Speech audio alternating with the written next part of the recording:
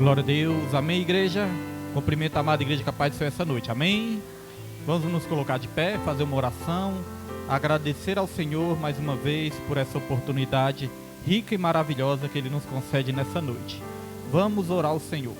Soberano Deus, eterno e maravilhoso Pai, mais uma vez estamos aqui reunidos como igreja diante da Tua presença para louvar o Seu nome e agradecer ao Senhor, meu Deus, por tudo que o Senhor tem operado e feito, realizado nas nossas vidas.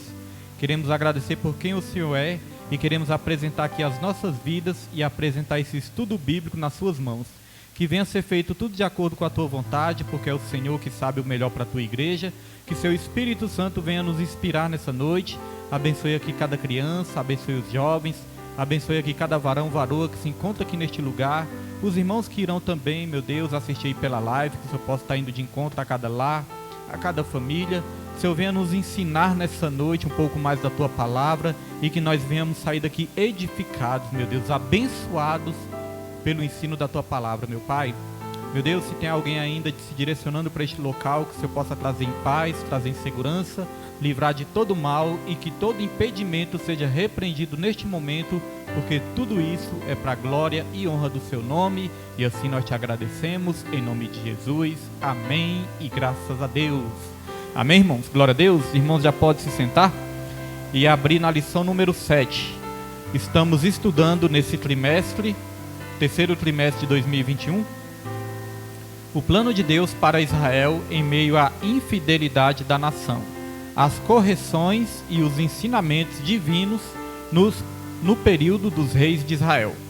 Lição número 7 nessa noite vai dizer o ministério de Eliseu. O tema é o ministério de Eliseu.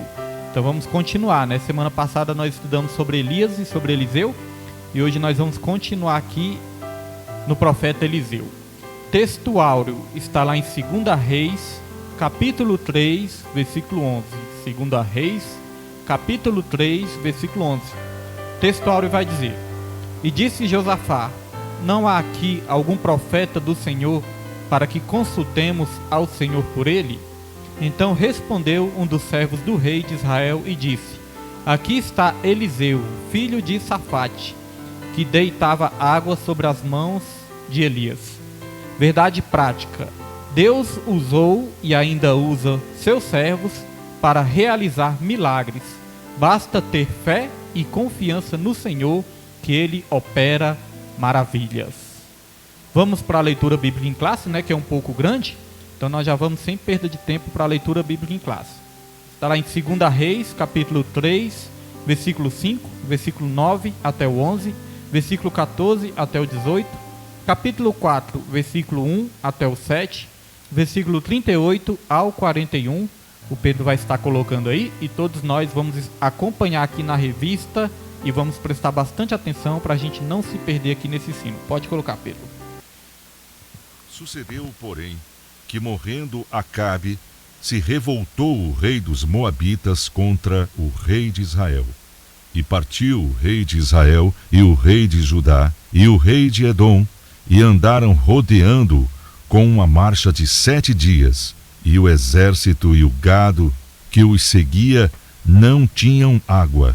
Então disse o rei de Israel: que o Senhor chamou a estes 3 reis para os entregar nas mãos dos moabitas.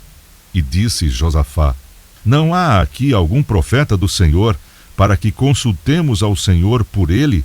Então respondeu um dos servos do rei de Israel e disse: Aqui está Eliseu, filho de Safate, que deitava água sobre as mãos de Elias.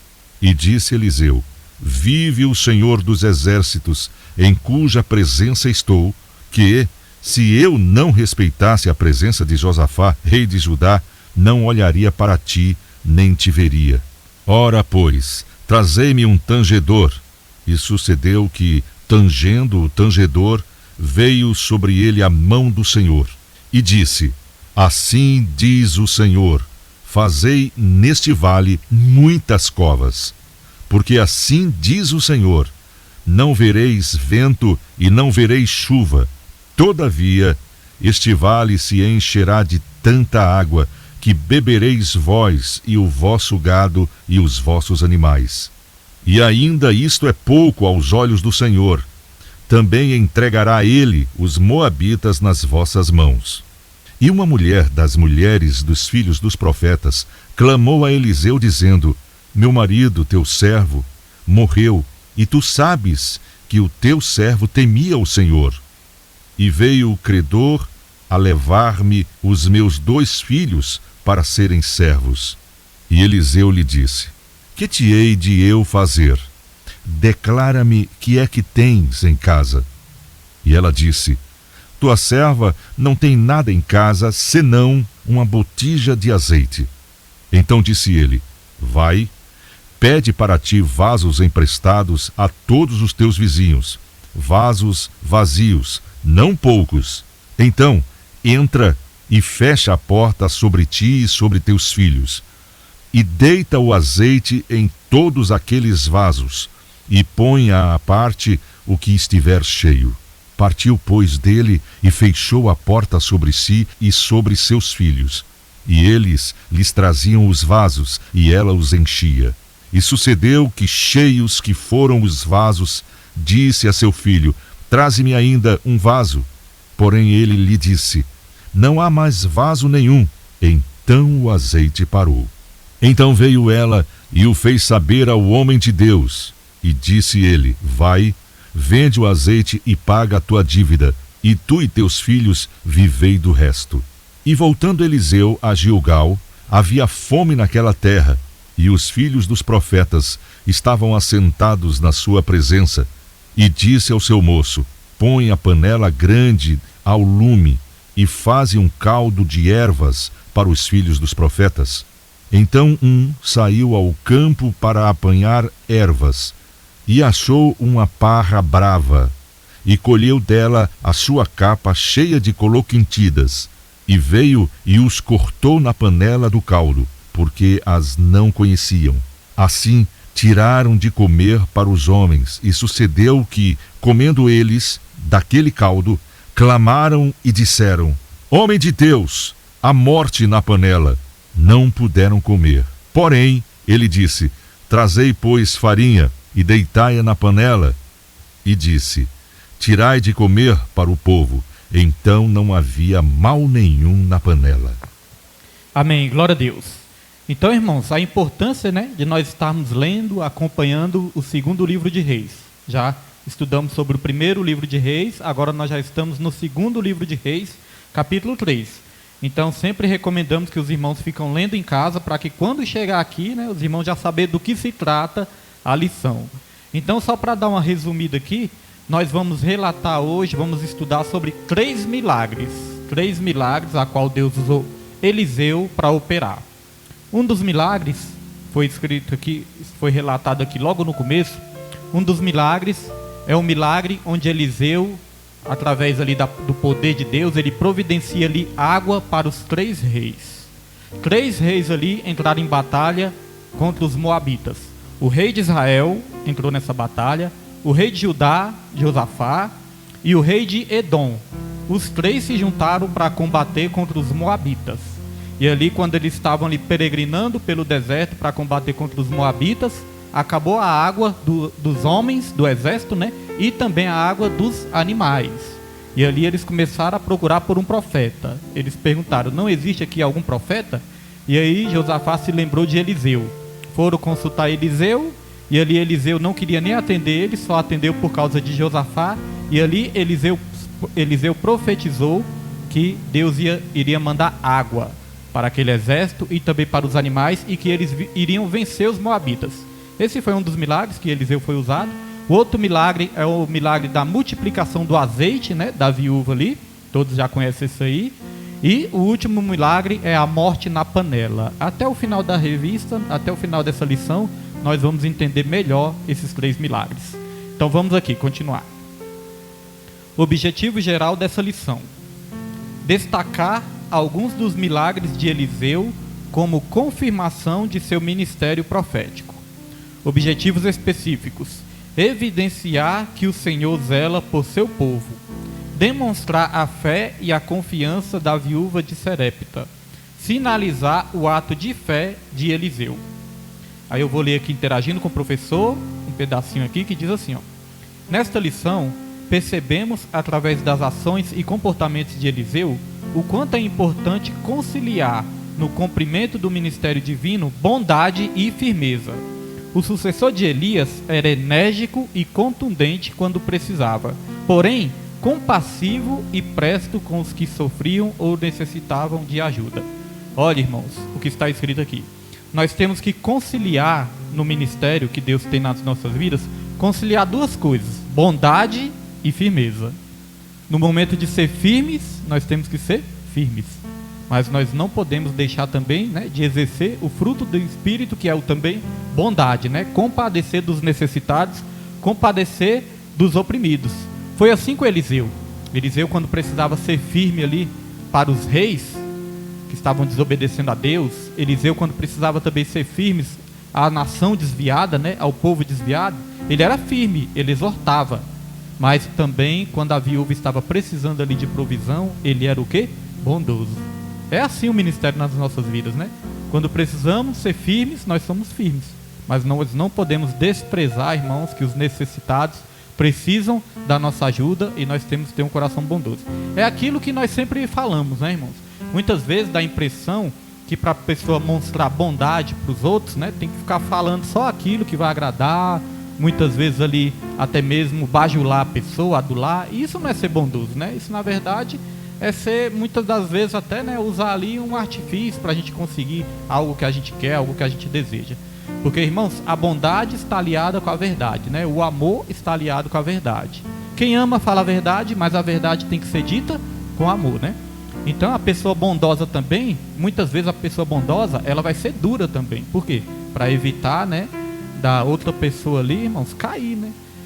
Muitas vezes os pais muitas vezes não tem que ser duros com os filhos também. Os pais muitas vezes são duros com os filhos.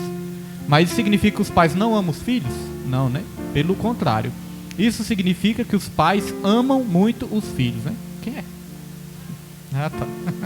Passou ali, eu nem conheci. Então, irmãos, os pais amam os filhos, mas nem por isso eles deixam de ser duros, né? Muitas vezes eles são duros com os filhos. Então era isso, Eliseu era firme, mas também tinha um coração muito bondoso. Então vamos lá, introdução. Uma coisa importante que eu já ia esquecendo. Já deu impressão, irmãos, que muitas vezes os profetas, eles se intrometiam na vida dos outros? Já deu essa impressão, né? Nossos profetas se intrometiam mesmo. E na verdade eles se intrometiam mesmo. Hoje em dia, né, os pastores, às vezes parece, né? O pastor está se intrometendo na minha vida, o pastor está se metendo na minha vida. E aí eu estava lendo esse livro aqui, e eu achei algo interessante para ler para os irmãos. Ainda bem que não fui eu que inventei, está escrito aqui no meu livro, né? O livro que eu estudo aqui para a revista. Olha só o que diz aqui, irmãos. Em todo tempo e lugar, os profetas verdadeiros são perseguidos, pois... Escrito de novo. Em todo tempo e lugar, os profetas verdadeiros são perseguidos, pois estes se intrometem nas causas que os poderosos acham corretas e justas. Profetas intrometem-se na injustiça. Tá vendo onde a gente se intromete? É na injustiça. Nós quando estamos na presença do Senhor e temos o Espírito Santo de Deus, nós começamos ali a não suportar a injustiça, né? A se indignar com a injustiça. Então continua aqui, ó. Profetas intrometem-se na injustiça, no pecado e no sofrimento desnecessário, que vem sobre todas as criaturas por causa da negligência dos homens poderosos. Profetas são comprometidos com a justiça e a compaixão. Esse chamado profético de intrometermos-nos na injustiça vale para todos nós. Olha, isso é importante, ó. Isso é um chamado profético de intrometermos na injustiça. Isso vale para todos nós. Porque a palavra do Senhor diz assim, ó: como Jesus mesmo disse, bem-aventurados os que sofrem perseguição por causa da justiça, porque dele é o reino dos céus. Tem uma tradução também que diz assim, né? Bem-aventurados os que têm sede de justiça. Então, o verdadeiro profeta de Deus se intromete sim na injustiça, no pecado. Eles levantam sua voz sim contra essas coisas. Mas aí eles são o quê? Perseguidos, né? Criticados, começam a falar mal, mas é por causa disso. E Jesus disse mesmo que isso iria acontecer. Vamos aqui para a introdução. Introdução, todos acompanhem comigo na revista, vai dizer assim, ó: O ministério de Eliseu foi marcado por acontecimentos extraordinários. Nesta lição, estudaremos sobre três deles. O milagre das águas que alagaram um vale sem que houvesse chuva, a multiplicação do azeite da viúva e a aniquilação da morte presente na panela de ensopado servido por um dos servos do profeta. Nos três eventos estão evidentes a fé, a obediência e a poderosa unção de Deus sobre o profeta Eliseu. Primeiro eu destaquei aqui que o ministério de Eliseu foi marcado por acontecimentos extraordinários. Irmãos, depois de Eliseu, só Jesus Cristo operou mais milagres que Eliseu. Olha o quanto que Deus usou esse profeta, né? Depois de Eliseu, só Jesus operou mais milagres que ele. E outra coisa aqui que eu destaquei é que diz o seguinte: nos três eventos, ou seja, nos três milagres, ficam evidentes a fé, a obediência e a poderosa unção de Deus sobre o profeta Eliseu. Então, para que a gente tenha uma poderosa unção de Deus sobre as nossas vidas, tem que ter fé e obediência. Aí Deus derrama da unção, assim como derramou em Eliseu. Tópico 1. Vamos para o tópico 1. Eliseu salva 3 reis e os seus exércitos. Como eu disse, 3 reis se juntaram para lutar contra os moabitas. É importante dizer também que os moabitas, irmãos, eles pagavam impostos para Israel. Mas teve uma hora que eles se revoltaram ali, quiseram parar de pagar impostos, e ali se levantaram contra Israel. Aí o rei de Israel juntou com o rei Josafá de Judá e o rei de Edom e foram combater contra os moabitas. E o milagre de Eliseu, o milagre que Eliseu operou, foi interessante porque surgiu água mesmo sem ter chuvas. Ele mandou ali cavar vários poços, cavar várias cisternas, e ali esses poços se encheram de água, Foi uma forma milagrosa, irmãos. Então vamos aqui. Tópico 1. Eliseu salva 3 reis e seus exércitos. Subtópico 1. Reis bons e maus. E aqui eu já dou mais uma pausa de novo. Falamos aqui algumas vezes, mas vamos repetir, irmãos? Quando nós vamos para os livros de reis, nós vemos que é destacado 2 tipos de reis ali. O rei que faz o que é reto aos olhos, aos olhos de Deus, e os reis que faziam o que era mal aos olhos de Deus, Uns faziam o que era bom e outros faziam o que era mal. Reis bons e reis maus. E nós vemos que em toda a Bíblia, que a Bíblia é o manual do Criador, em toda a Bíblia, de Gênesis a Apocalipse, é isso que Deus nos ensina, o que é bom, o que é mal. Capítulo 1 de Gênesis vai dizer que Deus começou a criar ali todas as coisas e viu Deus que era bom. No capítulo 2 vai dizer que Deus continuou criando ali todas as coisas, mas teve um detalhe ali, quando Deus criou a mulher, aí vai dizer, e viu Deus que não era bom. Então, capítulo 1 mostrando o que é bom, capítulo 2 mostrando o que não é bom. Então, de Gênesis a Apocalipse, depois de tudo isso, de Gênesis a Apocalipse, Deus ele está sempre mostrando o que é bom e o que não é bom. Aquilo que é bom, que Deus fala que é bom, nós podemos fazer, que vai ser bênção para as nossas vidas. Aquilo que Deus diz que é mal, nós podemos, abandonar, porque senão vai trazer consequências ruins para as nossas vidas também. Os irmãos veem, que quando os reis faziam o que era bom aos olhos de Deus, os reis começavam a ser vitoriosos, começavam a prosperar, e a nação também começava a adorar a Deus da forma correta, a nação também começava a prosperar e vencer as suas batalhas. Mas quando os reis faziam o que era errado aos olhos de Deus, toda a nação começava a se desviar também, os reis começavam ali a sofrer bastante derrotas, morriam muitas vezes prematuramente, e também toda a nação começava a sofrer por causa que os reis faziam o que era mal. E nós, como somos representantes também da nossa família, todos nós aqui representamos a nossa família, representamos os filhos, ou então representamos aí essa sociedade que ainda anda aí nas trevas, cegas do entendimento. Todos nós também, irmãos, quando nós fazemos o que é bom, o que é reto aos olhos de Deus, isso vai trazer consequências boas para as nossas vidas e para aqueles que nos rodeiam também. Agora, quando nós começamos a ter atitudes erradas, aí nós vemos que começa a gerar consequências também para aqueles que nos cercam também. Então, as nossas escolhas vão influenciar nas nossas vidas e vão trazer consequências não somente para as nossas vidas, mas para aqueles também que dependem da gente também. Então, isso é muito importante. Vamos lá. No período do reino dividido, houve a alternância de reis bons e maus. Esta distinção entre bons e maus não leva em conta apenas o modo como esses reis administravam o reino ou lideravam o povo, mas a forma como eles se relacionavam com Deus. Então não está falando aqui que o rei que fazia o que era mal é porque governava mal, né, administrava mal. Não era apenas isso, mas a Bíblia chama reis maus aqueles reis que não tinham relacionamento com Deus, que não tinham intimidade com Deus. Os reis considerados bons eram aqueles reis que tinham intimidade, que tinham relacionamento com o Deus dos exércitos. Então a palavra, essa lição aqui vai nos ensinar mais uma vez sobre a importância do relacionamento, porque nós já falamos várias vezes que Deus é um Deus de relacionamento, e a nossa vida gira em torno de relacionamento, irmãos. Nosso Deus, antes de ser um Deus de regulamento, é um Deus de relacionamento. E tem um texto aqui que nós sempre citamos ele, né, aqui de memória, de boca, mas hoje nós vamos ler esse texto para mostrar a importância do relacionamento com Deus. Pedro pode colocar aí, Mateus 7, versículo 21 ao 22. E aí os irmãos acompanhem comigo aqui no telão. Mateus capítulo 7, versículo 21 e versículo 22. Os irmãos acompanhem comigo aqui. Olha o que vai dizer.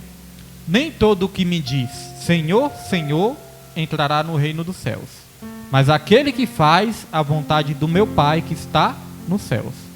Então não é só falar de Jesus, não é só falar que crê em Jesus, né? Não é só falar que crê em Deus, não é só falar de Deus, não, é ter um relacionamento com Ele. Eu posso falar de alguém sem nem ter intimidade, proximidade com essa pessoa, né? Então não é só dizer. Uma coisa importante aqui também, ó, é que vai nos ensinar que nós não somos aquilo que nós falamos, nós somos aquilo que nós fazemos.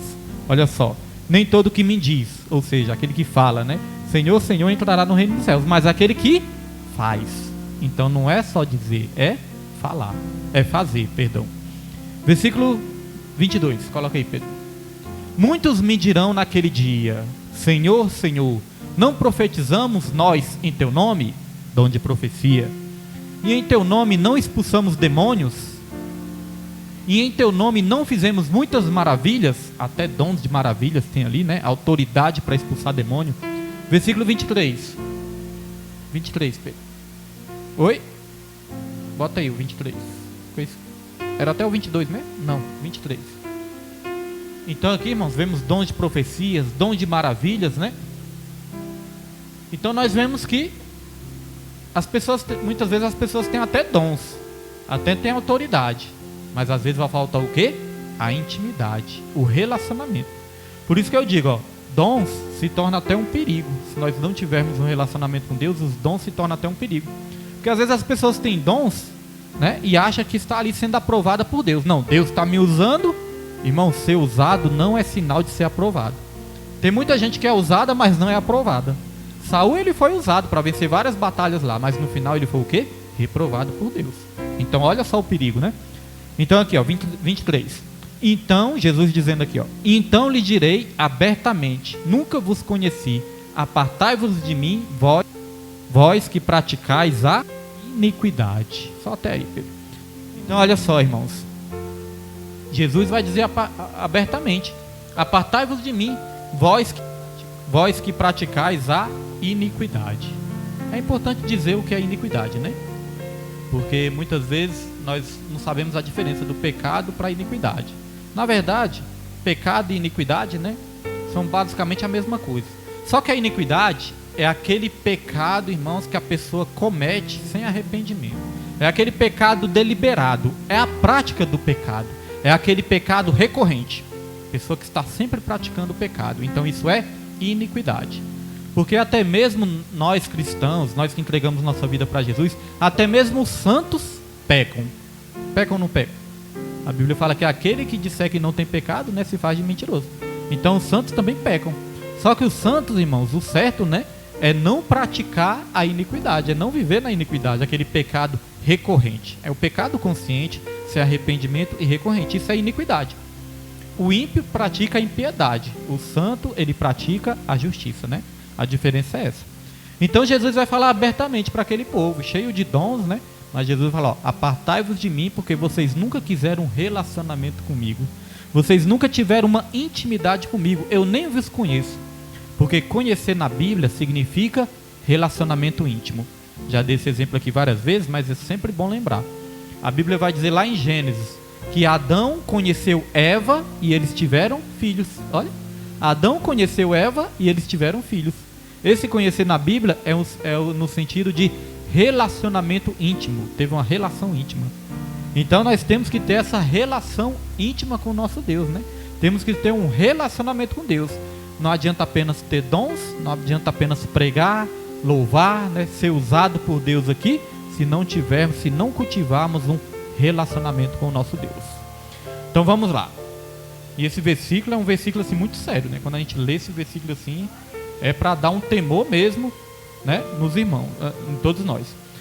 Falar em temor, irmãos, falar em temor. Olha um versículo importante que eu quero que os irmãos abram aí, para os irmãos despertarem nessa noite. Abram aí, irmãos, Provérbios 1, versículo 7. Por falar em temor, abram aí Provérbios 1, versículo 7. Pedro, pode botar aí no telão, Pedro, para aparecer na live também. Provérbios 1, versículo 7. Que Deus abençoe todos os irmãos da live, viu? Muitas vezes dá umas travadas aqui, não dá para ver todo mundo que está na live, mas Deus vai abençoando aí todos que entrarem, né? Todos que estão entrando. Então, Provérbios capítulo 1, versículo 7. Nós estamos falando aqui de temor. E esse versículo, eu tenho meditado nele nessa semana. E olha só como esse versículo é forte. Provérbios 1, 7. Vamos ver, o da irmã Teresa está escrito em como, irmã Teresa? Qual a versão?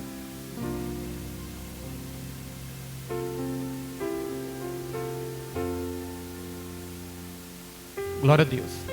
Então, da irmã Teresa está assim, né?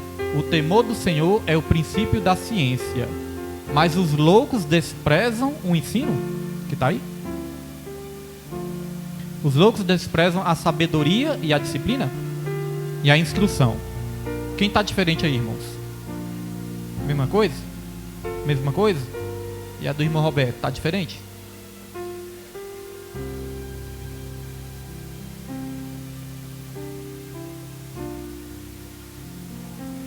Conhecimento. Mas os loucos ou os insensatos, o que está escrito aí? Insensatos.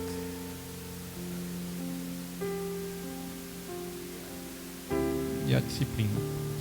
Loucos, né? Insensatos. Vamos ler aqui para ver como é que tá. Também está loucos, né? Ó, o temor do Senhor é o princípio do conhecimento. Os loucos desprezam a sabedoria e a instrução. Isso é forte, né? Fiquei meditando, irmãos, nesse versículo, né? Então quer dizer, os loucos, para desprezar, irmãos, o ensino da palavra, né? A sabedoria, a instrução de Deus, só sendo louco mesmo, né? E não vai acabar bem. Então essa questão de não dar valor à leitura da palavra, não dar valor à escola bíblica dominical, né, que algumas igrejas têm, não dá valor ao estudo bíblico, culto de doutrina, não dá valor à leitura da Bíblia, no particular também, o estudo, a meditação. A Bíblia mesmo, né? A Bíblia mesmo considera de loucos. Os loucos desprezam o conhecimento. Então vamos lá. Continuando aqui. Portanto, ao se referir a um determinado rei como mau, o autor do livro de Reis está dizendo que esse monarca, além de desobedecer e desprezar a Deus em seu culto, promovia a adoração de ídolos. Mais uma vez, a lição falando sobre a idolatria. E a idolatria, irmãos, é considerada um adultério espiritual. As pessoas idólatras, na verdade, elas estão traindo Deus, né?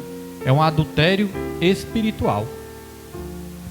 E quem está cometendo a idolatria, quem parte para esse lado da idolatria, meus irmãos, muitas vezes vai se afastar de Deus por causa de vontades, né, momentâneas, vai desprezar o ensino, vai desprezar as coisas de Deus, desprezar a obra, desprezar até o próprio Deus da obra, né, porque parte para o lado da idolatria.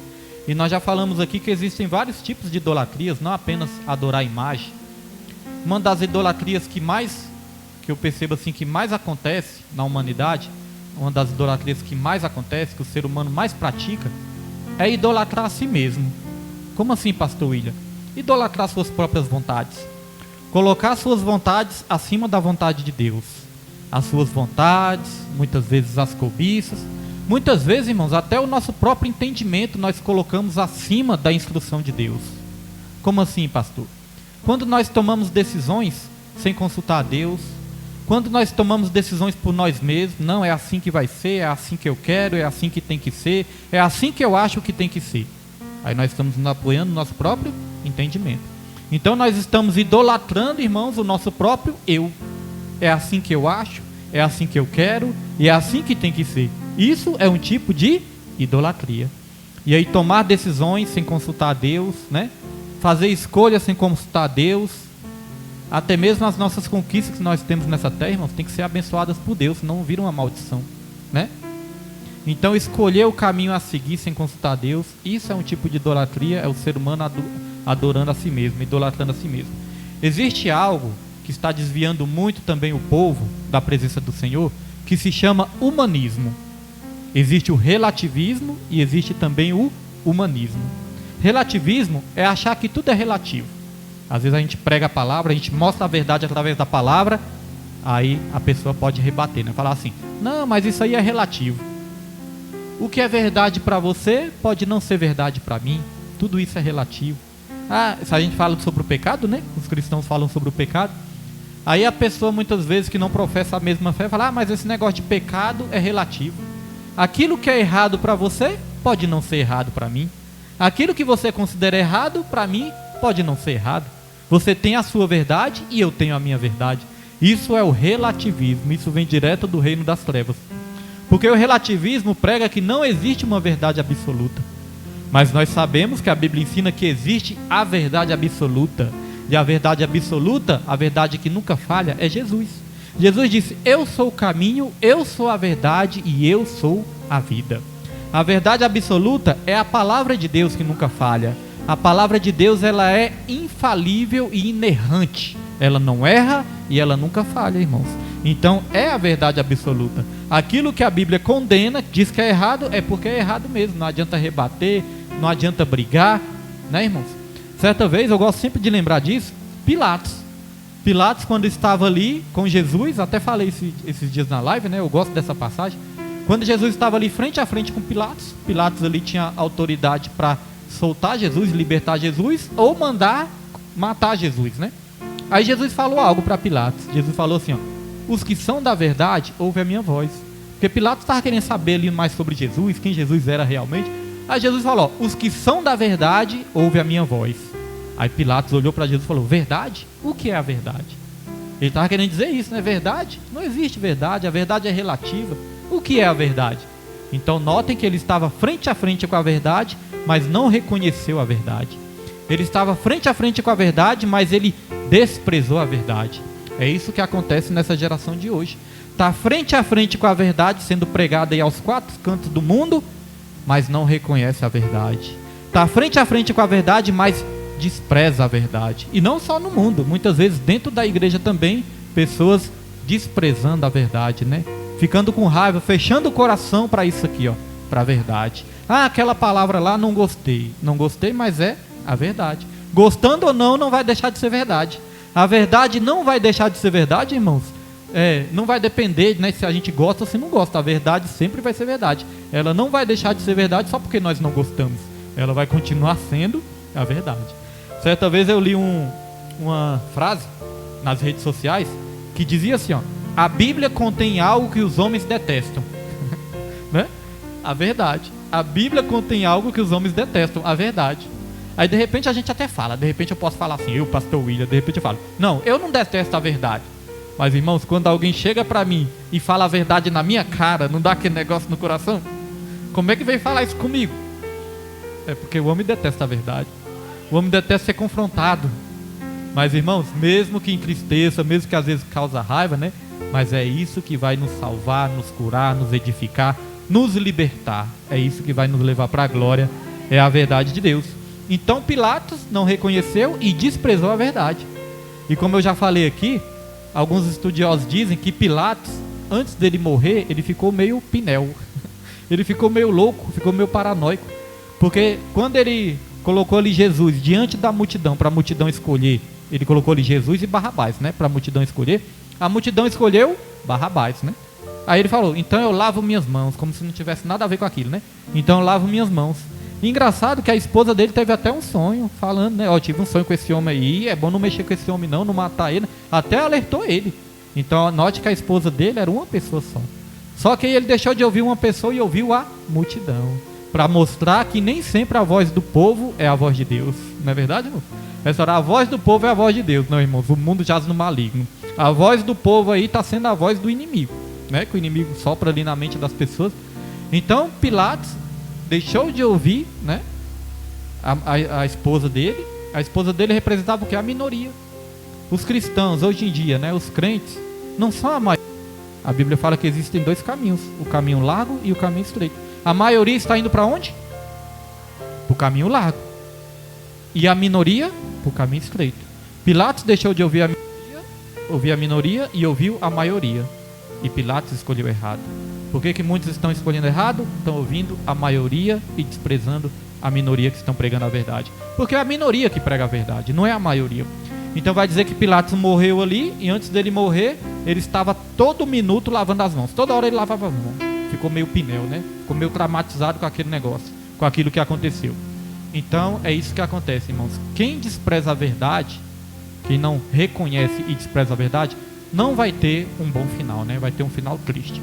E sobre essa questão de desprezar também, nós temos que ter muito cuidado. Porque muitas vezes, irmãos, uma vontade momentânea nossa pode nos afastar de um propósito eterno. Vou falar de novo para os irmãos memorizar. Ó. Uma vontade momentânea pode nos afastar de um propósito eterno. Porque muitas vezes nós podemos ter aquela vontade de fazer algo ali pecaminoso e a gente se rende, né, às nossas vontades, às nossas fraquezas muitas vezes, mas a gente não sabe do dia de amanhã, né? Se a gente morrer no pecado, se a gente morrer pecando. Então aquela história, só mais uma vez, vou pecar só mais um pouquinho, não, amanhã eu paro, né? Isso é um perigo, porque nós não sabemos do dia de amanhã. E muitas vezes, por uma vontade momentânea, uma vontade passageira, nós podemos perder bênçãos eternas. E o exemplo que nós já damos aqui, né, até falamos na aula passada, a Neide até lembrou, o exemplo de Esaú. Então hoje nós vamos ler, ó, Gênesis 25, versículo 34. Bota aí, Pedro. Gênesis 25, 34.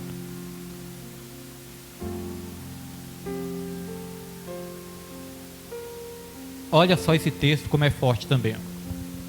Gênesis 25, 34. E Jacó deu pão a Esaú e o guisado de lentilhas, e ele comeu e bebeu, e levantou-se e saiu. Assim desprezou. Olha o desprezo aí, ó. E assim desprezou Esaú a sua primogenitura. Então Esaú, ele desprezou coisas espirituais, porque ele deu prioridade às coisas terrenas, passageiras, né? Por que a humanidade também está indo de mal a pior? Porque está desprezando as coisas espirituais e colocando como prioridade as coisas terrenas. Todos nós, né, temos que batalhar nessa terra, temos que lutar nessa terra, né, para ter um emprego, para ter um salário, para cuidar da família, para ter a nossa casa, para ter o nosso carro, né, para botar os nossos filhos no colégio. Todos nós temos que batalhar nessa terra. O problema não é esse. Isso é lícito, isso é certo, e Deus mesmo nos ensinou. Falou, vocês vão viver do fruto do seu trabalho, né? Do suor do seu rosto. Isso não é errado fazer. Sabe onde está o erro? O erro é não colocar Deus como prioridade. É colocar todas essas coisas. Estudo, trabalho, família, tudo. Colocar tudo como prioridade, mas não priorizar Deus, não priorizar o reino dos céus. Isso também é uma idolatria, né? É desviar a nossa adoração para as coisas passageiras. Então isso também é idolatria, e é por isso que muitos estão se perdendo no meio da caminhada também. Priorizar as coisas terrenas. Vamos lá. Subtópico 2. 3 reis vão à guerra contra os moabitas. Então, olha o primeiro rei que foi à guerra, Jorão, rei de Israel. Então vamos ler aqui, ó. Jorão, rei de Israel, que como seu pai Acabe fora reprovado pelo Senhor. Então o primeiro rei, Jorão, que ele era filho de Acabe, e ele foi reprovado pelo Senhor. Segundo rei é o rei Josafá. Rei Josafá já é famoso, né? Josafá, rei de Judá, considerado um excelente monarca. Irmão, só relembrando aqui, né? Só relembrando os irmãos. Israel era o reino do... Quem lembra? Israel tinha 2 reinos, do sul e do norte. Israel era o reino do norte. E Judá, o reino do... Agora ficou fácil. É o Reino do Sul. Israel, é bom memorizar, irmãos. Israel, Reino do Norte. Judá, Reino do Sul. Capital de Israel era Samaria. Aí vem a mulher samaritana. Por isso que era meio desprezado, né? Era meio discriminado pelos judeus, porque os judeus estavam em Judá. Capital de Judá, Jerusalém. E aí Israel, quando teve aquela divisão, Israel desviou. A adoração era só em Jerusalém. Mas aí Israel desviou a adoração para Samaria. Então os samaritanos adoravam lá, né? O reino de Israel adorava em Samaria. Por isso que os judeus ficaram ali com aquela encrenquinha, porque a adoração foi desviada para Samaria. E os judeus daquela época adoravam em Jerusalém. Aí quando Jesus se encontrou com a mulher samaritana, aí a mulher samaritana fez uma pergunta para Jesus. Falou, meus pais adoravam em Gerezim. Os judeus dizem que tem que adorar em Jerusalém. E aonde que nós temos que adorar? Aí Jesus falou, chegará um dia, e esse dia já chegou, que os verdadeiros adoradores adorarão o Pai em espírito e em verdade. Porque o Pai é espírito e importa que os que o adoram, o adorem em espírito e em verdade. Então Jesus estava falando, na nova aliança não tem um lugar específico para adorar. Você vai adorar onde você estiver, não vai depender de um lugar para você adorar. Aonde você estiver, você vai adorar a Deus. Aí muitos podem pegar, tá vendo? Então eu posso adorar a Deus em casa mesmo, não preciso ir para a igreja. Né? Muitos podem distorcer isso aí, né? E falar que pode adorar em casa mesmo. Mas a Bíblia fala, porque se a pessoa não quer, né, mas ter comunhão com a igreja, comunhão com o corpo de Cristo, a Bíblia fala, não deixei de congregar, como é o costume de muitos. A Bíblia deixou duas ordenanças, se batizar e participar da Santa Ceia do Senhor, congregar, estar em comunhão com os irmãos, né? Se reunir como igreja, tudo isso a Bíblia ensina. Agora muitas vezes nós ouvimos muito, né, o que mais está acontecendo hoje em dia, é pessoas falando que se chateou na igreja, foram magoadas na igreja, foram feridas na igreja, meus irmãos, e aí saem da igreja. Mas eu vou dizer, irmãos, aonde a gente for, a gente vai se magoar. Aonde tiver ser humano, a gente vai se magoar. É no trabalho, é no colégio, é no mundo, né? Mas do mundo, muitas vezes a pessoa não sai, mas da igreja sai, né? Então o que acontece, meus irmãos? Isso não é certo, isso é um engano do Satanás. Porque se nós sairmos da igreja e não voltarmos mais para a presença de Deus, para a comunhão dos irmãos, por causa de alguma mágoa, isso significa que nós não estamos conseguindo perdoar, conseguindo suportar, conseguindo relevar. Aí a Bíblia vai dizer algo muito sério. Se você não adora nem o seu irmão que você está vendo, como que você pode dizer que adora a Deus a quem você não vê? Então como é que eu posso dizer que eu sou um adorador se eu não quiser estar junto com os irmãos? Como que eu posso querer o Pai se eu não quiser os irmãos também, né? Então os verdadeiros adoradores, não é a igreja que salva, olha só, isso é importante. Não é a igreja que salva, mas os salvos querem ir para a igreja para adorar aquele que os salvou. Deu para entender? Né? Aí muitos dizem que não precisa mais de igreja, mas a Bíblia fala que nós estamos numa batalha espiritual. E como pode, né, um soldado não comparecer no quartel? Como pode isso, irmãos? Um soldado do exército não comparecer no quartel. Então esse engano vem sendo espalhado aí, irmãos. Não tem como servir a Deus em casa mesmo. Eu não preciso de igreja, né? O templo do Espírito Santo sou eu. Nós somos o templo do Espírito Santo, mas nós adoramos a Deus também na casa que Jesus disse que seria chamada casa de oração, orando uns com os outros. Então, essa questão de desprezar, né? Muito perigoso isso. Então, Josafá era o rei de Judá, considerado um excelente monarca. Ele era considerado um rei bom, em razão de promover a adoração ao verdadeiro Deus. E o rei de Edom, que era vassalo de Judá. O que era vassalo, né? Era um súdito, né? Era um subordinado ali de Judá. Edom era subordinado a Judá. Então eles se juntaram com o rei de Edom também. E aqui no finalzinho diz, ó, o que motivou a guerra foi a rebelião dos moabitas, que à época pagavam impostos ao rei de Israel. Pagavam pesados impostos, né? Então os moabitas pagavam pesados impostos. Então eles se rebelaram. Olha só, irmãos, quantos mil anos atrás, né? E já existiam pesados impostos. Então note que isso sempre aconteceu em toda a história da humanidade. Hoje em dia também nós pagamos pesados impostos, né? Então isso sempre ocorreu na história da humanidade. Até no livro de Eclesiastes vai dizer que essas coisas que aconteceram sempre acontecem, sempre vão tornar a acontecer. O que era vai voltar a ser de novo, né? Tem o livro de Eclesiastes que fala isso. nos ensina isso. Então isso vem desde que entrou o pecado no mundo, é que vem a injustiça, a desigualdade, essas coisas. Só que Jesus nos ensinou que enquanto nós estamos nessa terra, nós cumprimos com as nossas obrigações como cidadãos dos céus e cidadãos da terra também. Jesus falou, dê a César o que é de César e a Deus o que é de Deus. Agora note uma coisa interessante. Tinham dois reis aqui, um rei foi reprovado por Deus e outro rei era o rei de Edom. Edom não fazia parte ali do povo da promessa, do povo de Deus. Mas ainda assim, Deus, ele deu a vitória para aqueles reis.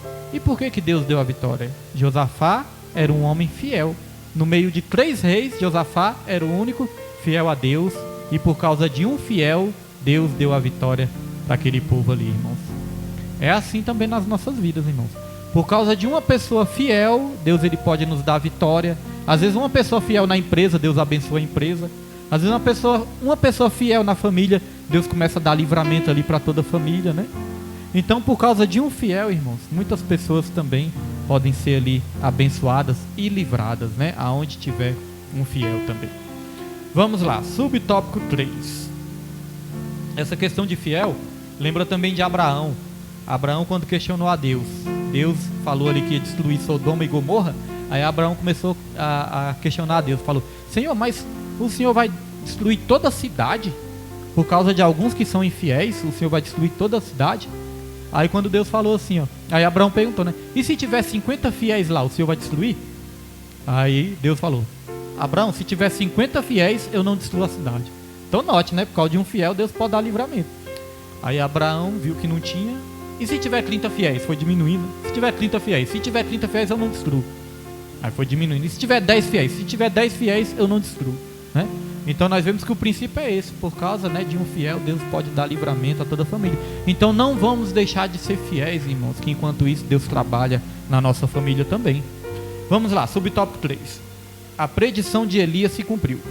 Em respeito a Josafá, Eliseu, cheio do poder de Deus, previu que as águas em abundância alagariam milagrosamente toda aquela região, sem a ação dos ventos e sem chuva. Está lá em 2 Reis 3,17. O Senhor não apenas realizaria este milagre, mas também lhes entregaria a vitória sobre os moabitas. Então, como nós já dissemos, né, já falamos sobre isso, foi uma forma milagrosa. Eliseu falou, ó, vocês podem cavar poços aí, podem cavar cisternas, que Deus vai mandar água. E aí Deus mandou água, todos esses poços ali foram alagados, né, milagrosamente, sem vento e sem chuva. Esse foi o primeiro milagre que a gente vai estudar nessa noite. Agora vamos para o segundo milagre. Tópico 2. Esse é o milagre que nosso evangelista Roberto adora, esse milagre. É o milagre da viúva. Tragam muitas vasilhas, muitas e não poucas. Milagre da viúva. Eliseu aumenta o azeite da viúva. Subtópico 1. Vai um alô para o nosso irmão Bruno Bispo, nossa irmã Maria José Vaz Costa, irmão Lucas Vilarinho. Vai um alô também para a esposa do apóstolo Alex, né? Diz que assiste também os estudos. Que Deus abençoe. E vai um alô para a irmã Raimunda. A irmã Raimunda não apareceu aqui ainda não, mas muitas vezes não aparece todos os irmãos, né? Irmã Nilde, todos os irmãos que acompanham aí. Subtópico 1. A situação das viúvas em Israel. Irmãos, a situação, né? Primeiro nós vamos aprender sobre a situação das viúvas em Israel. Como vivia as viúvas em Israel? Tem aqui na minha revista, os irmãos prestem atenção. Minha revista tem aqui mais detalhado. Os irmãos prestem atenção como que viviam as viúvas ali, ó. Aqui diz na minha revista, ó, situações das viúvas no Antigo Testamento. A pobreza e vulnerabilidade. A viúva de Serepta. Na sociedade patriarcal israelita, a condição de viúva era um risco social à mulher, deixando-a vulnerável econômica e socialmente. Então ela era vulnerável, né, na questão financeira e socialmente também. Ela era muitas vezes até discriminada, deixada de lado. Em Êxodo 22, 21 ao 24, a viúva é classificada juntamente com o órfão e os estrangeiros. Elas são frágeis e vulneráveis, razão pela qual necessitam de proteção legal e profética. Além da angústia que acompanhava a viuvez, a perda da proteção legal do esposo colocava a viúva em situação de pobreza e penúria. Caso o marido deixasse alguma dívida, a viúva era obrigada a assumir os compromissos financeiros do faltoso, o que implicava às vezes na venda dos bens, da entrega dos filhos à servidão e a todo tipo de exploração da parte dos credores. Então note que a situação das viúvas não era fácil, né? Até se o marido morresse deixando dívidas, ela tinha que assumir, ela tinha que pagar. E se ela não tivesse como pagar, os bens eram confiscados. E se ela não tivesse bens, os filhos eram entregues à escravidão. Aí eu fico pensando, irmãos, por isso que a gente tem que agradecer, né, que Deus existe. Muitas vezes a gente vê tanta injustiça nessa terra, tanta injustiça. Eu já tive esses pensamentos muitas vezes na minha mente, né? Às vezes nós vemos tantas coisas erradas, tantas coisas tristes, tantas coisas injustas, que a gente chega a pensar, ainda bem que existe Deus. Porque um dia a justiça vai ser feita, né? Eu já pensei nisso. Graças a Deus que existe Deus. Porque se não existisse, irmãos, toda essa injustiça aí, ó, ia ficar por isso mesmo, né? Tanta maldade no mundo, tanta morte, tanta destruição, tanta covardia que acontece. Às vezes as crianças sendo judiadas, a gente vê isso. Às vezes idosos sendo judiados, né? Mulher, que é o sexo mais fraco, sendo judiada. E a gente fica vendo essas coisas assim e pensa, ainda bem, graças a Deus que Deus existe. Porque senão essas injustiças ia ficar por isso mesmo, não ia acontecer nada. A pessoa ia fazer todo tipo de maldade e nada ia acontecer. Então, graças a Deus que Deus existe. As viúvas também, eu fico pensando, se não fosse Deus na vida das viúvas nesse tempo aí, né? O que seriam das viúvas? Porque Deus sempre levantava pessoas para estar ajudando as viúvas. E Deus, ele ensinava aos seus servos a ajudar os órfãos e as viúvas nas suas necessidades. Deus sempre ensinou isso. Órfãos e viúvas representam o quê? Os necessitados. Representam os oprimidos. Representam desassistidos, os mais fracos da sociedade. Então vamos aqui para o subtópico 1. A situação das viúvas em Israel. Um alô também para nossa irmã Francisca Maria. Deixa eu beber uma aguinha aqui, irmãos, que está muito seco, né? A Alice também está aí? Deus abençoe a Alice, em nome de Jesus. A Alice é um milagre de Deus. Vamos lá, a situação das viúvas em Israel. Quem mais, irmão? Às vezes não aparece aqui não. Irmão Jesuíno, Deus abençoe. Hoje eu fui lá e não deu certo pegar o irmão, mas vai dar certo em nome de Jesus. Mas o irmão está na live, é a bênção de Deus. E a irmã Raimunda, se aparecer, que Deus abençoe. Vamos lá, irmãos. Estou falando porque a irmã Raimunda me cobrou da outra vez. Não falei o nome dela porque não apareceu, eu não vi. E ela, pastor, o senhor não me viu não? Vamos lá. A vida das viúvas nos tempos bíblicos era bem difícil, pois as mulheres daquela época dependiam dos seus maridos para prover-lhes o sustento. É o caso da viúva de um dos discípulos dos profetas de Israel. Após a morte do marido, a mulher ficou numa situação complicada. Falta de suprimentos, dívidas e ameaça de seus filhos serem vendidos como escravos.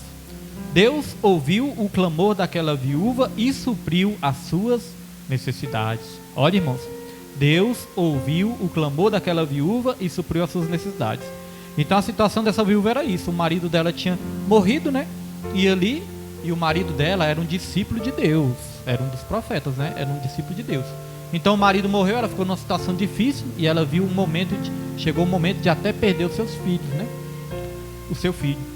Então, aqui vai dizer que Deus ouviu o clamor, porque Deus, ele ouve o clamor do oprimido. Olha o que a palavra de Deus vai dizer em Salmos 40, versículo 1 ao 4. Coloca aí, Pedro. Salmos 40, capítulo 40. Ajuda. Tava namorando com um palhacinho, ó.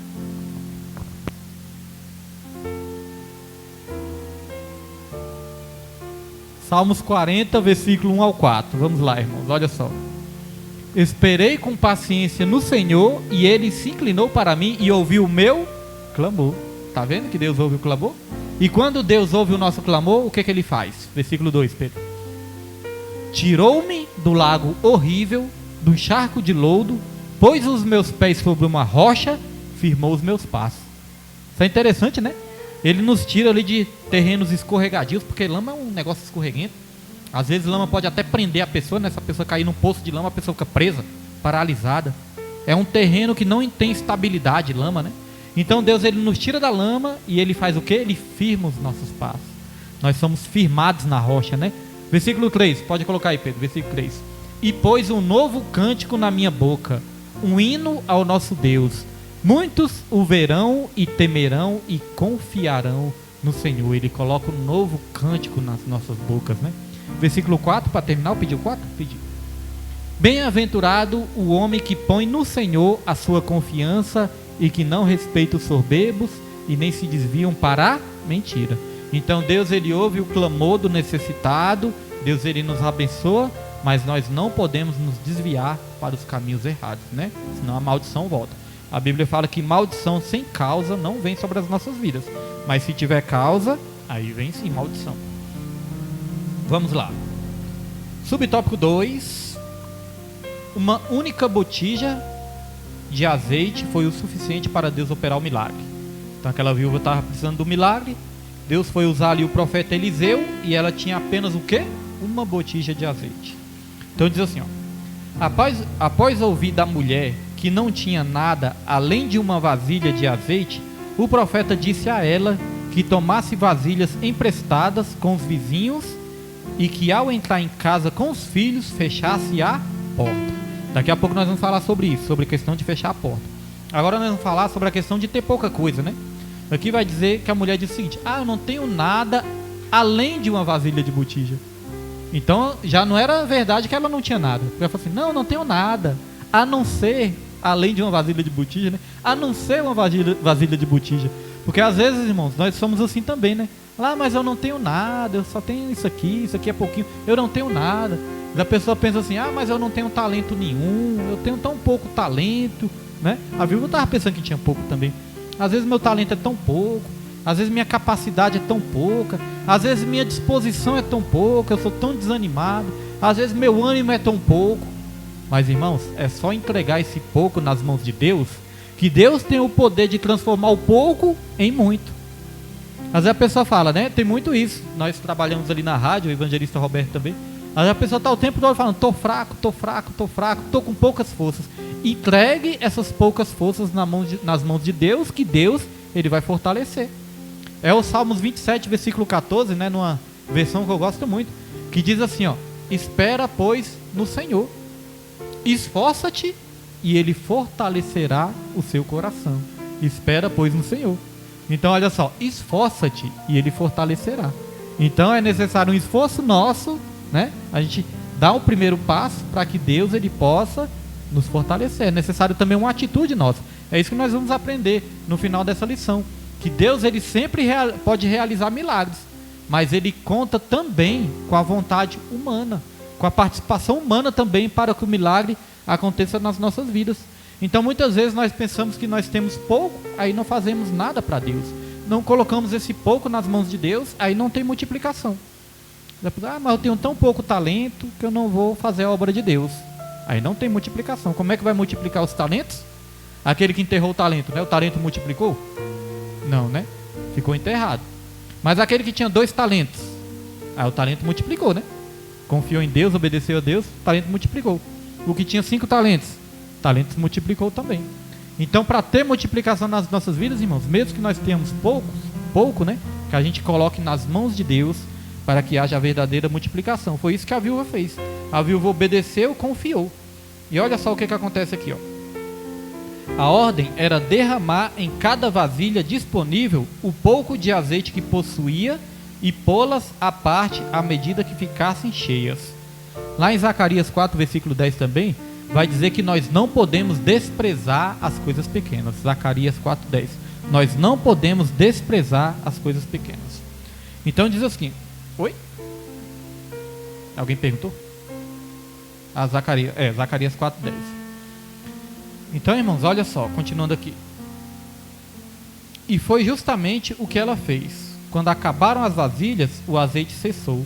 Ela vendeu o azeite, pagou a dívida e ainda pôde manter o sustento da família com o que sobrou. Então, quando acabaram as vasilhas, o azeite também cessou. Irmãos, isso nos mostra que de Deus nunca vai faltar nada, né? Da parte de Deus nunca vai faltar nada. Às vezes vai faltar da nossa parte, né? as provisões de Deus nunca acabam. Às vezes o que vai acabar, irmãos, não é aquilo que vem de Deus. Às vezes o que vai acabar é aquilo que vem de nós, né? Vemos que as vasilhas, a responsabilidade de pegar as vasilhas ali era da viúva. E a responsabilidade de Deus era de operar o milagre. Então o azeite não cessou enquanto as vasilhas não acabaram. Então de Deus nada falta. Somos nós que muitas vezes, né, somos ali limitados, irmãos. Mas mesmo assim Deus ele tem misericórdia e ele supre as nossas necessidades. E aqui outra coisa que nós aprendemos também é que Deus ele não necessita de coisas grandes para operar grandes milagres nas nossas vidas. Às vezes com pouquinho que nós temos, Deus ele opera grandes milagres nas nossas vidas. Agora uma coisa aqui importante nós vamos ver no subtópico 3, ó.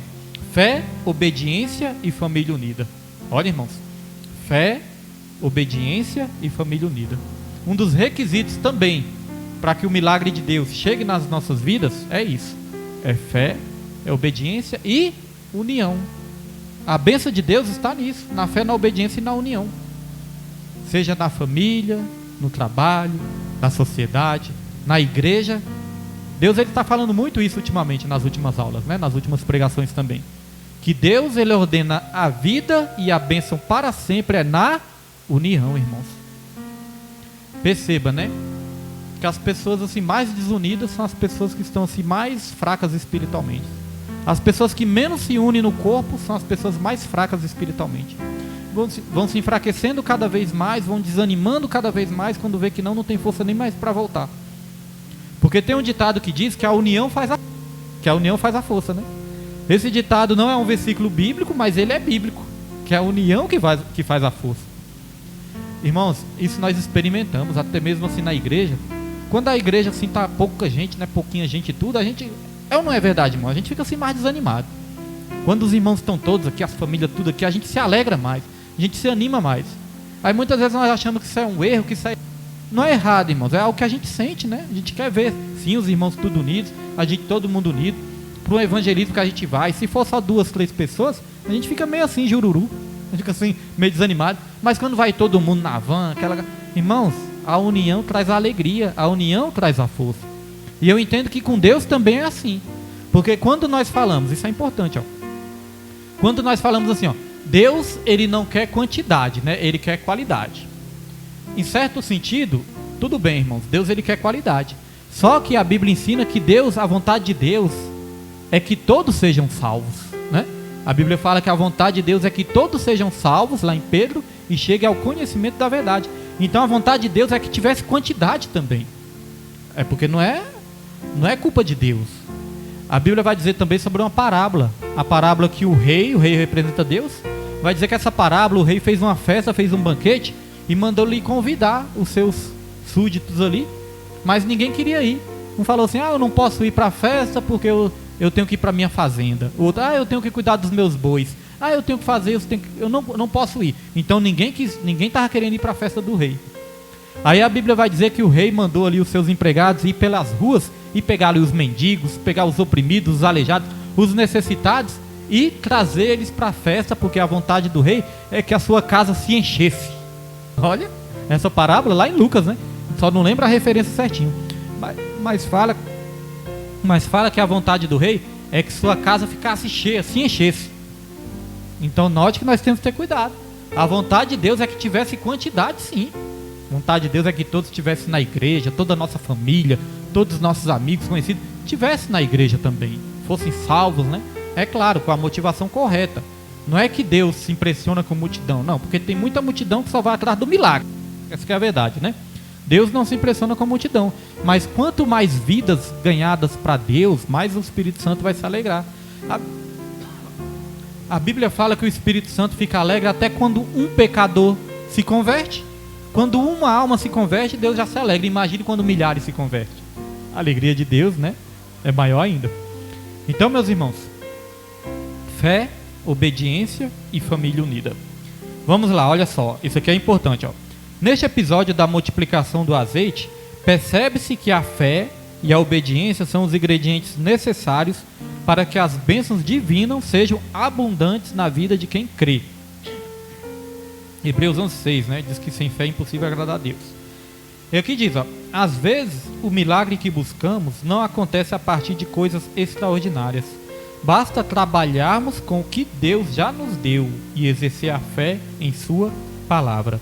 Então ninguém pode chegar diante de Deus e dizer que não tem nada. Não. Sempre nós vamos ter algo ali que Deus pode trabalhar nas nossas vidas. Agora esse finalzinho aqui, irmãos, eu achei muito forte o que Deus ministrou no meu coração nesse finalzinho, ó. Aqui diz assim, ó: ao pedir a mulher para fechar a porta, o profeta indicou que o milagre deveria acontecer na intimidade da família. Isso significa que Deus se agrada de uma família unida em torno de um ideal sagrado.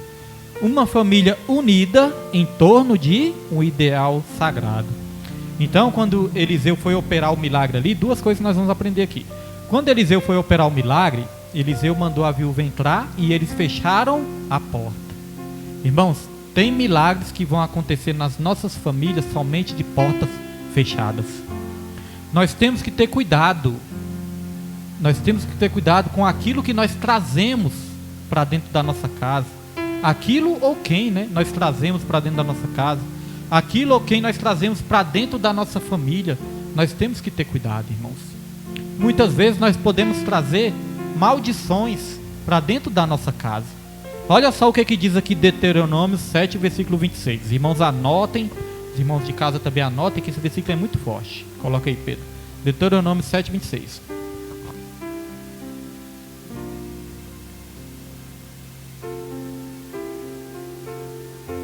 Olha só, Deuteronômio 7, 26. Olha como é forte, irmãos, ó.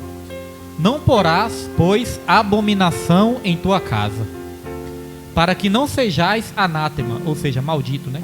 Assim como ela, de todo a detestarás e de toda a abominarás, porque anátema é. Então, ó, não porás, eu quero que os irmãos frisem mais só no comecinho mesmo, ó. Não porás, pois, abominação em tua casa, para que não sejas anátema, ou seja, maldito. Não colocar abominação dentro da nossa casa. Agora, irmãos, uma coisa interessante. A viúva, ela pegou vasilhas com os vizinhos, né? Isso significa que ela tinha ali até um bom relacionamento com os vizinhos dela, que é importante. Mas na hora de operar o milagre, os vizinhos não participaram. Na hora de operar o milagre, os vizinhos não viram este milagre. Deus operou ali na intimidade do lar, no secreto do lar. Então nós temos que ter cuidado. Quem nós trazemos também para dentro da nossa casa, só que eu quero trazer uma revelação na parte espiritual. Nós não estamos falando só na parte física, né? Quero falar na parte espiritual, irmãos. Ter cuidado com quem nós trazemos para dentro do nosso lar, para dentro da nossa casa. Vou dar um exemplo aqui. Quantas vezes nós não somos magoados, né, com alguma situação? Quantas vezes alguma pessoa não nos magoa? Às vezes faz mal para a gente, né? Às vezes fala mal, às vezes nos deseja mal. Às vezes faz algo ali que nos fere. Aí a gente vai para nossa casa magoado. Aí quando a gente entra dentro da nossa casa, a gente fica ali ainda magoado, chateado, triste. Aí nós começamos, o esposo muitas vezes fala com a esposa, né? A esposa se abre com o esposo. Ah, não, estou triste. Tal pessoa fez isso comigo. Tal pessoa me magoou. Ah, aquela pessoa tá isso. Aí nós trazemos para dentro da nossa casa. Nós trazemos aquela pessoa para dentro do nosso lar. Aí, por exemplo, vamos dar o exemplo do esposo, né? A esposa chega magoado com o patrão. Ah, não, meu patrão fez isso comigo, me humilhou. Aí traz para dentro de casa. Aí começa no ouvido da esposa. Ah, o patrão fez isso, fez aquilo. Aí já começa a trazer peso para a esposa também. Aí depois já fala na frente dos filhos. Começa a trazer peso para os filhos. Agora no nosso relacionamento como igreja. Às vezes nós nos magoamos uns com os outros. Aí quando nós nos magoamos uns com os outros, aí trazemos isso para dentro da nossa casa também. Ah, fulano fez isso, fulano fez aquilo. Estou magoado, estou chateado. Aí começamos a falar. Muitas vezes falamos mal, criticamos. Aí trazemos isso para dentro da nossa casa. Aí aquela pessoa que podia ficar do lado de fora para Deus operar o milagre dentro da nossa casa, nós trazemos para dentro da nossa casa também. Aí nosso milagre fica impedido de acontecer. Quando Deus fala para fechar a porta, irmãos, é para deixar todos os problemas do lado de fora, não trazer para o seio do nosso lar. Dentro do nosso lar nós temos que trazer a presença do Espírito Santo. E Deus, ele não se agrada, né, de contenda, de mágoa, de falta de perdão, né? Deus não se agrada dessas coisas. Então, se a gente trazer isso para dentro do nosso lar, nós estamos trazendo também abominação para dentro do nosso lar. Deus estava ministrando, né, da maneira espiritual na minha mente. Outra coisa também, irmãos, quando nós estamos na nossa casa, se a gente trazer mentira para dentro de casa, se a gente trazer enganos para dentro da nossa casa, irmãos, se a gente trazer ira para dentro de casa, se a gente trazer discórdia para dentro do nosso lar, às vezes se a gente trazer imoralidade para dentro da nossa casa, todas essas coisas são maldições, são abominações, são coisas que vão impedir o nosso milagre, irmãos. Então, nós aprendemos que o que nós temos que trazer para dentro do nosso lar são só coisas puras, santas, né? Coisas que atraem a presença de Deus. O culto nos lares, um culto que você faz ali com sua esposa, com seus filhos, isso pode atrair a presença de Deus. Tem coisas que atraem a presença de Deus e tem coisas que afastam a presença de Deus. Então, muitas vezes nós podemos estar o quê? Com maldição dentro do nosso lar, travando o nosso milagre. Isso é algo muito forte que nós temos que pensar bastante, né? Então vamos lá para o tópico 3, para nós estarmos encerrando a lição. Tópico 3.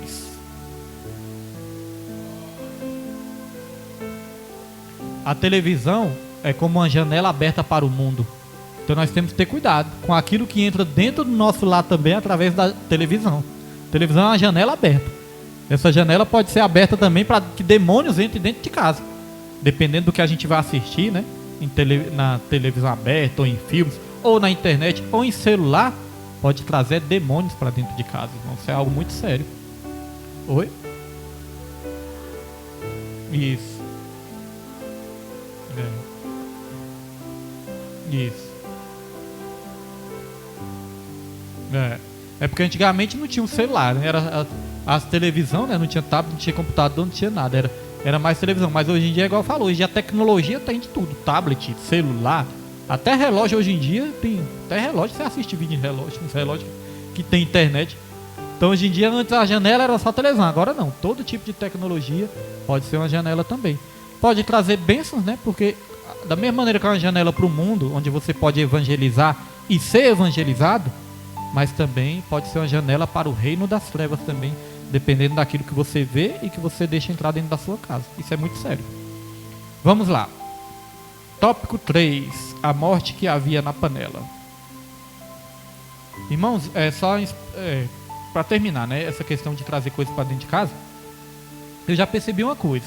Porque assim, o nosso chamado não é fácil, irmãos. Realmente o nosso chamado não é fácil. Muitas pessoas, muitas vidas. E é interessante que assim, todas as vezes que alguma pessoa que não serve a Deus, né, vamos dizer o ímpio, muitas vezes uma pessoa ainda que não serve a Deus me pergunta, o que você faz? Mas a pessoa me conhece mais ou menos assim, mas não sabe realmente o que eu faço. Porque sabe que eu sou da igreja, mas não sabe. Às vezes tem pessoas que ainda não sabem que eu tenho o pastor, né, que eu exerço o cargo de pastor.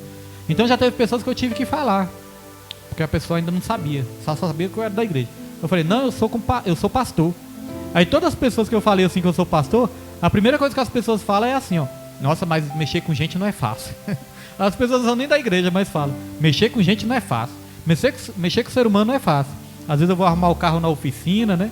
Pessoa que mexe também com clientela, com essas coisas. Eles falam, mexer com gente não é fácil. Então, eu já tive essa experiência, né? Como assim, às vezes tribulação na igreja, às vezes coisas, chateação na igreja, essas coisas. Aí às vezes a gente traz pra dentro de casa, chega na esposa, isso tá me chateando, tá acontecendo isso. Aí os filhos já ficam tristes também, a esposa já fica desanimada. Eu tive essa experiência, né? Pessoalmente. E às vezes ainda tenho, né, essa experiência pessoalmente, de trazer alguma preocupação pra dentro de casa. Não é bom, irmãos. Tem coisas que realmente a gente tem que lutar ali e colocar só Deus no negócio. Porque os filhos também podem desanimar. E a Bíblia fala para nós não desanimarmos os nossos filhos. Aí eu já tive experiências assim também. Eu falei, não, cada vez mais a gente vai aprendendo, né? Vai crescendo na graça e no conhecimento. Aí eu tô aprendendo a relaxar mais, né? Ficar mais tranquilo, mais relaxado. Porque eu já tive várias experiências em que aquele problema estava me incomodando. Aí eu tentava resolver com minhas próprias forças, só piorava, era mais confusão. Então eu aprendi agora a deixar na mão de Deus. Muitas coisas que às vezes até chateia, mas relaxar mais. E eu percebo que quando eu tô relaxado em casa, quando eu tô ali tranquilo, relaxado, aí eu percebo, irmãos, todo o ambiente dentro de casa mudando. Aí eu já vejo meus filhos começar a brincar, começar a sorrir. Ontem mesmo eu reparei isso. Ontem eu tava tão calmo, uma tranquilidade dentro de casa.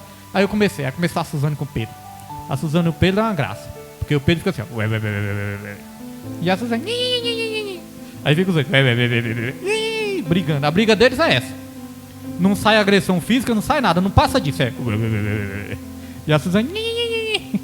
E eu fico rindo, irmãos. Eu fico lá na sala rindo, né? Oi? Aí, meus irmãos, ontem eu reparei isso, né? Eu tava na tranquilidade, daí eles começaram a conversar. Aí conversava de um lado e conversava do outro, e eu achando graça. Então, e a Nilma já sorrindo, a Nilma sorrindo dele. Aí eu tava querendo ouvir uma notícia lá, né? E nada de ouvir a notícia, porque eles estavam discutindo lá sobre um negócio lá. Aí eu falei, nossa, eu já voltei esse vídeo aqui 3 vezes querendo ouvir a mesma coisa e não consegui. Com esses meninos falando aí. Aí a Nilma já começou a sorrir, só que eu tava sorrindo também, né? E a Nilma já começou a sorrir, achar graça. Então lá em casa já começou um clima de alegria assim, ó. Agora se tivesse ali pastor chateado, pastor magoado, pastor falando, né, irmãos, traz um peso assim para dentro de casa. Então nós podemos trazer a alegria do Espírito Santo para dentro da nossa casa também. Então vamos lá para o tópico 3. Nosso irmão Raimundo Nonato, que Deus abençoe. É o Raimundão, né? Que Deus abençoe em nome de Jesus. E a Ivete Souza também, que Deus abençoe a Ivete. Irmãos, tópico 3 para encerrar. É só 2 subtópicos, né? Então vai ser mais rápido. Diz assim, ó. A escola de profetas. Isso é importante, irmãos, ó. A escola de profetas. Aqui nós vamos falar da morte que havia na panela. É o milagre que Eliseu ele tirou a morte da panela. Então vamos entender melhor aqui, ó. Os filhos ou discípulos dos profetas estavam radicados em Betel, Jericó e Gilgal. Nessas escolas, os alunos eram encorajados a buscar uma melhor compreensão da palavra de Deus, desenvolviam um relacionamento com o Senhor e contribuíam na manutenção da resistência contra a apostasia e a idolatria que imperavam em Israel. Por isso, eles eram perseguidos por alguns reis. Júlia, vamos ficar quieta, vamos? Vai pegar água pro Roberto? Pega lá e fica quieto. Irmãos, isso aqui é importante, ó. A escola dos profetas. Aqui nós estamos numa escola. Estamos ou não estamos, irmãos? Na escola também. Estamos aprendendo, né? Tem as escolas dominical, aqui é o estudo bíblico, mas aqui é uma escola. E qual a importância da escola também que ensina coisas espirituais? Porque a escola que ensina, né, as matérias terrenas dessa terra são importantes, né? Matemática, ciência, português, biologia. O que mais que tem hoje em dia que eu não sei? Faz tanto tempo que eu não estudo. Oi? Como? Geografia? Geografia, física. Tem alguma matéria nova que ainda não sei? Estou desatualizado ou não? Ou são as mesmas? Química. Antes tinha até educação cívica, moral e cívica. Hoje em dia tem? Hã? Ah, você não fala mais. Sociologia. Então, irmãos, essas matérias são importantes. Agora, as matérias espirituais, né? Os ensinamentos espirituais. Nós estamos numa escola. E qual a importância da escola espiritual? Olha só o que diz aqui, ó. Nessas escolas, os alunos eram encorajados a buscar uma melhor compreensão da palavra de Deus. Então, no estudo bíblico, na escola dominical, nós somos encorajados também a buscar uma melhor compreensão de Deus. Ou seja, nós aprendemos mais de Deus. Nós falamos aqui de relacionamento. Tem como você se relacionar bem? Tem como você se relacionar profundamente com alguém que você não conhece? Não tem como, né? É um relacionamento superficial. Muitas vezes as pessoas me perguntam assim, Pastor William? Não, lá no serviço não me chamam de pastor, só alguns que me conhecem como pastor, outros que não conhecem, né? Então, não que eu não fale, né, irmãos? Lá eu assumo minha identidade, lá muitos sabem que eu sou pastor, só que a Nova Capa tem 1.000 e tantos funcionários. Tem pessoas ainda que não sabem. Então o que acontece? Aí tem pessoas que falam assim, você conhece fulano? Eu falo, eu conheço assim só de vista. Então quer dizer, eu até conheço de vista, mas eu não tenho um relacionamento, né, próximo. Então é um relacionamento o quê? Superficial. Então eu não conheço nada da pessoa, não sei nada da pessoa, é um relacionamento superficial. Então para nós aprofundarmos o nosso relacionamento com Deus, nós temos que aprender sobre Deus. Então como que nós aprendemos? Lendo a palavra, meditando a palavra, estudando, né, a palavra do Senhor nas escolas dominicais e nos estudos bíblicos. Porque, irmãos, tem pessoas que dificilmente vêm no estudo bíblico, mas tem pessoas que estudam muito em casa, né? Estudam em casa, às vezes faz teologia em outros lugares também, estudam, lê muito a Bíblia, né? Mesmo que não venha, às vezes não frequenta por algum motivo, mas lê a Bíblia, são estudiosos da Bíblia, ouve pregação, né? Mas não vem no estudo. Agora, tem pessoas, meus irmãos, que vêm no estudo, mas não leem nada em casa. Até vem para o estudo, mas em casa não lê nada. É errado também, né? Tem que ler. Mas pelo menos vem para o estudo, que aprende alguma coisa. De pouco em pouco vai aprendendo alguma coisa, né? Tem um ditado que diz que de grão em grão a galinha enche o papo. Então de pouco em pouco essa pessoa também vai aprendendo. Agora imagine uma pessoa, irmãos, que nem vem para o estudo bíblico e nem aprende e nem estuda a Bíblia em casa. Nem lê a Bíblia, nem estuda. Não participa do estudo bíblico e não lê a Bíblia em casa. Como é que uma pessoa dessa vai ter relacionamento com Deus? Como é que vai ter um relacionamento com Deus da palavra se não conhece a palavra de Deus? Não tem como ter um relacionamento com Deus da palavra se eu não tiver um relacionamento com a palavra de Deus. Um conhecimento da palavra. Então, quanto mais nós conhecemos, mais nós nos aprofundamos no relacionamento. Então, a escola dos profetas servia para isso, encorajar a buscar uma melhor compreensão da palavra de Deus. E também nós vamos entendendo cada vez mais, né? E diz assim, desenvolviam um relacionamento com o Senhor. É isso que eu falei. Aprende a palavra, entende a palavra, aí desenvolve um relacionamento com Deus. Porque se eu não entender da palavra, eu vou ouvir falar de um Deus desconhecido. Na verdade, eu não vou conhecer. Para mim, vai continuar sendo um Deus desconhecido. Agora, quando eu entendo sobre Deus, eu vou aprender como ter um relacionamento mais profundo com Ele. E aqui fala, que as pessoas desenvolviam um relacionamento com o Senhor e contribuíam na manutenção da resistência contra a apostasia e a idolatria que imperavam em Israel.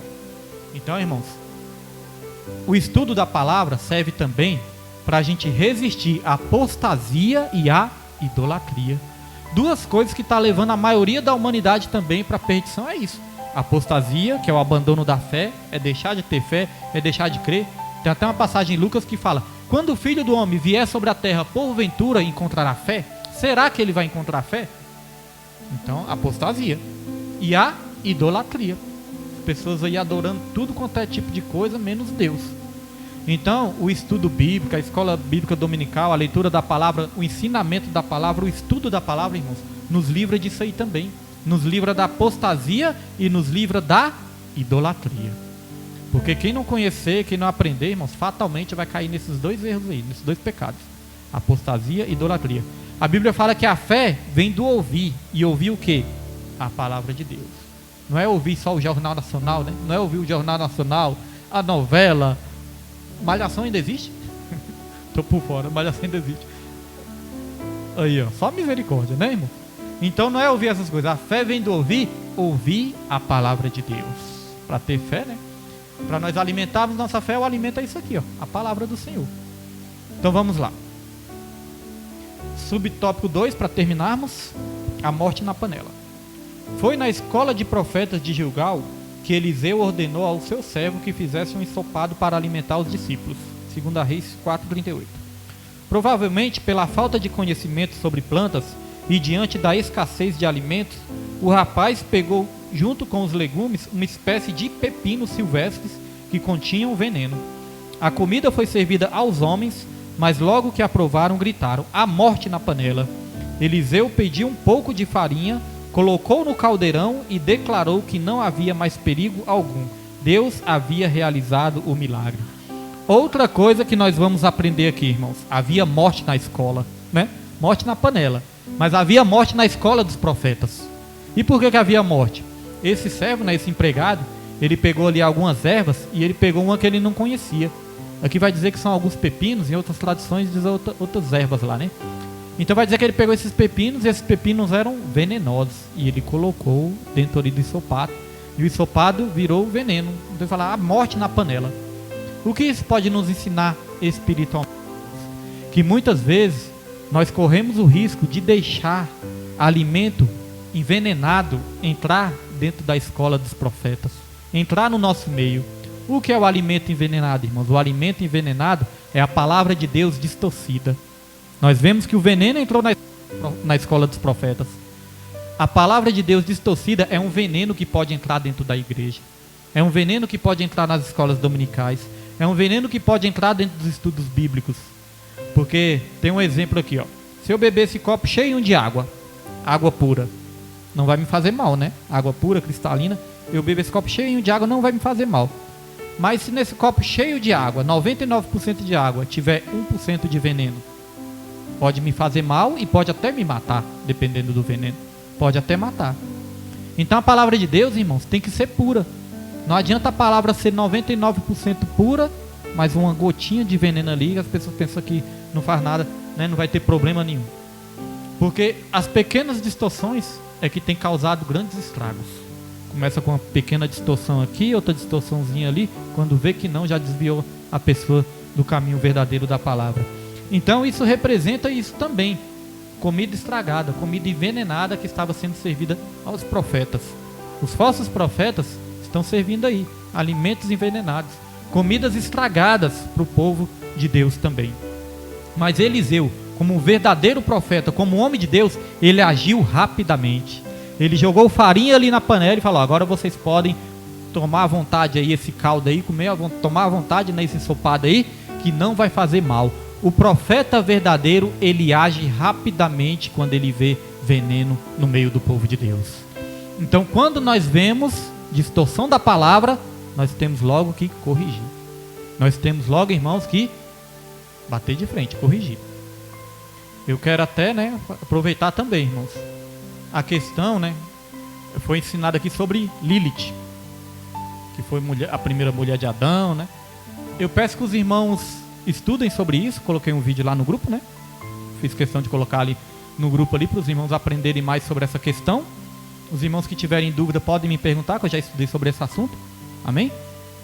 E eu, como pastor da igreja, e professor aqui do estudo bíblico, eu tenho que dizer que essa questão é uma questão ali de uma lenda que foi criada no tempo dos judeus, que Lilith foi a primeira mulher de Adão. Amém? Eu tenho obrigação como professor de trazer o ensino correto. Espero o momento correto, da maneira correta, mas a gente tem obrigação de trazer isso para os irmãos aqui, porque eu creio que no dia pode ter ficado alguma dúvida, alguma confusão na cabeça dos irmãos. Então, os irmãos quiserem saber mais sobre Lilith, pergunta para o pastor, para o professor, que eu creio que ainda vai chegar um dia da escola bíblica que nós vamos estudar mais sobre isso, mas nós temos que ter cuidado, amém? Para a gente aprender sempre as coisas corretas da parte do Senhor. Então, irmãos, esses foram os 3 milagres que nós estudamos aqui. E, para terminar aqui, antes de nós irmos para a conclusão, um penúltimo versículo, Efésios 3, versículo 20. Coloca aí, Pedro. Efésios 3, versículo 20. E nós já estamos terminando. Diz assim, ora, aquele que é poderoso para fazer tudo muito mais abundantemente, além daquilo que pedimos ou pensamos, segundo o poder que em nós opera. Através desses milagres nós estamos aprendendo que Deus, ele é poderoso para fazer muito mais além daquilo que nós pedimos ou pensamos. Foi provado aqui na vida de Eliseu, Talvez você pense que aquele milagre que você tanto espera não vai chegar na sua vida. Deus, ele é poderoso para fazer muito mais, meus irmãos. E na conclusão vai dizer assim, nos 3 milagres apresentados na lição, percebe-se que aconteceram mediante alguma iniciativa. Olha só, isso é importante, Nos 3 milagres apresentados na lição, percebe-se que aconteceram mediante alguma iniciativa ou trabalho humano. Ou seja, os 3 milagres que aconteceram mediante alguma iniciativa ou trabalho humano. Quer dizer, o ser humano tem a sua parte também, para receber o milagre. A mulher do fluxo de sangue não teve que andar ali, irmãos, arrastando, com doente. Imagina uma mulher de 12 anos ali, perdendo sangue, quanto devia ficar fraca, O cego de Jericó, a multidão ali querendo atrapalhar ele não sabia onde estava. Jesus, filho de Davi. Então o ser humano, Zaqueu, teve que subir numa figueira brava. Então o ser humano também tem a sua parte a fazer no milagre. Não é só ficar em casa, irmãos, deitado e Senhor, meu milagre, Senhor, meu milagre, Senhor, meu milagre. Não.